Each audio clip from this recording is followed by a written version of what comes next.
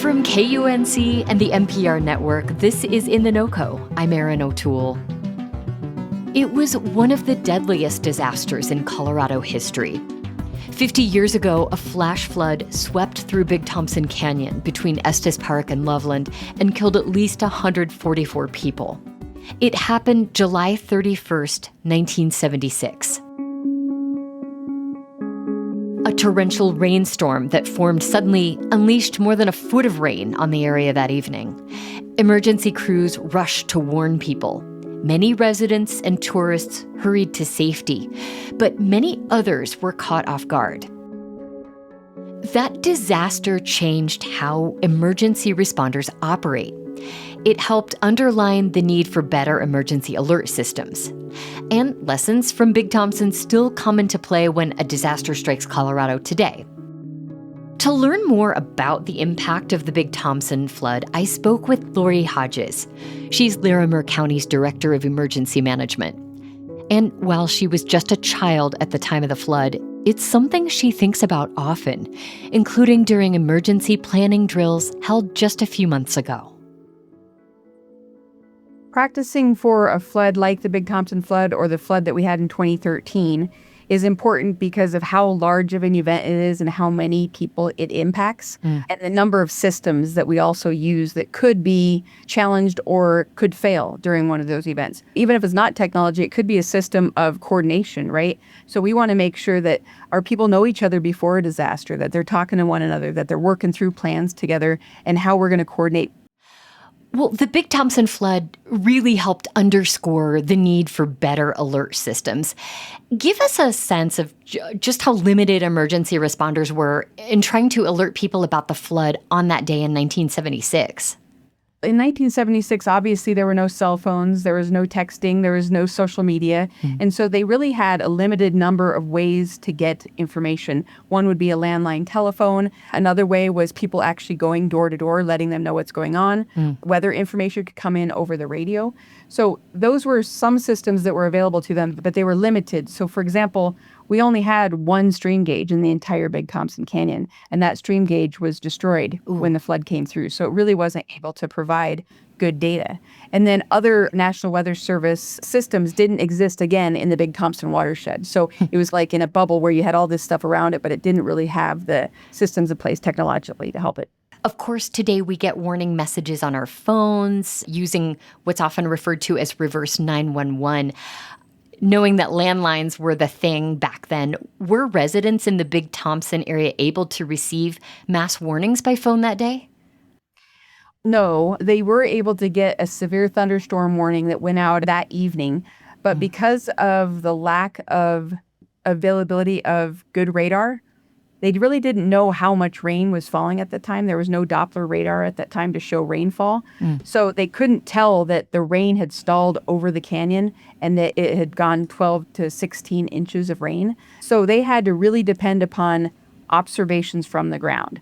And the problem was nobody was really reporting anything because it was such a dense event where it was only over one specific area of the canyon. So in Fort Collins, it wasn't raining. In Loveland, it wasn't raining. In Estes Park, it wasn't raining. So you're getting these observations of people are saying, hey, there's no rain here. But over the canyon itself, it was just getting pummeled with rain. And then that rain obviously came down through the Big Thompson Canyon. The rainstorm that generated the flood formed so quickly that it was incredibly difficult for responders to keep up. How has emergency weather forecasting changed or improved since then? Now there are a multitude of ways in which we get weather data from a number of different sources, a number of different models, so they can really look at what are all the models saying and what's the greatest probability that we're going to have a storm. So we have all that data, but also we have multiple ways of getting that information out to the public. Whether it's you have an app on your phone or you have the emergency alerts, we can text to people here in Larimer County. We have weather radios now where people can actually get alerts and warnings from weather radios. So there's just the amount of information that's available to us now is completely different than in 1976. In 2026, deputies and firefighters still go door to door to warn people when there is a disaster unfolding. Is that something that you'll ever be able to do away with? I really don't think so. I've talked to the sheriff about this a little bit, and there will always be people who aren't getting the warnings. In canyons, cell phones don't work a lot of the times, and sometimes people don't have the landline phone. They want to go up to the mountains to get away and to disconnect. We also have visitors, a ton of visitors in the canyon. We have a ton of visitors in Estes Park. So in those cases, it's really important for us to have another way to reach these folks. So, for example, the sheriff's office might go campsite to campsite, warning people that a flash flood could be coming through, because those people, again, we might not be able to warn them otherwise because they might be out of the area. And they might be camping because they're out of cell phone range and they don't want that connection. Exactly. Now, you helped at the state level to manage the response to the floods that swept across much of the Front Range in 2013. How do you think that response was shaped by lessons from the Big Thompson flood? Oh, the Big Thompson flood has had huge impacts for emergency management. The 2013 flood was definitely shaped by Big Thompson. For one, we were able to coordinate all together in an emergency operations center, where during 1976 that didn't exist, so everybody was really just coordinating in the field as they saw gaps occur. Also, the emergency alert and warnings, the 1976 flood changed national alert and warnings for everybody to make sure that we can warn people for these types of events. So there were two big things that happened in the 2013 flood that I think saved lives. One was the alert and warning. We had a number of ways to get a hold of people to let them know to get out of the canyon. We had flashers, the warning signs that we have now for entering into the canyon that could close the canyon when we have a flash flood warning. The second thing is that we acquired a bunch of land at the county level to where people didn't live in the floodway anymore. So if their house was destroyed in 76, we purchased the land and then nobody lived there anymore. So the death toll and the destruction from 76 to 2013 was much different because less people obviously were in the canyon and less people lived in the canyon.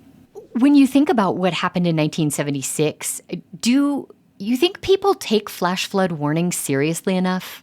I think that we're always struggling with the threat of overwarning or underwarning, right? If you have a flash flood warning that comes out every single day, people might start to just disregard it if nothing happens. That's the challenge that we have every day. But we don't want to not warn people when we see that the conditions look like there could be the possibility of a flash flood. In the Big Thompson Canyon, most people in that canyon take flooding very seriously. They've had multiple floods to see what those impacts could be. Lori, you will be at a ceremony in a few days to commemorate the Big Thompson flood. Why do you think it's important to remember it? I think it's important to remember the flood because of how many impacts that flood had on our emergency response and emergency management systems. Nationally, the Big Thompson flood had huge impacts for emergency management.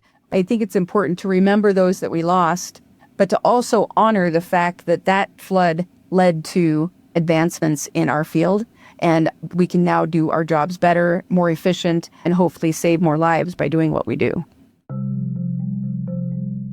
Lori Hodges, Emergency Management Director for Larimer County, talking about the lessons of the 1976 Big Thompson River flood.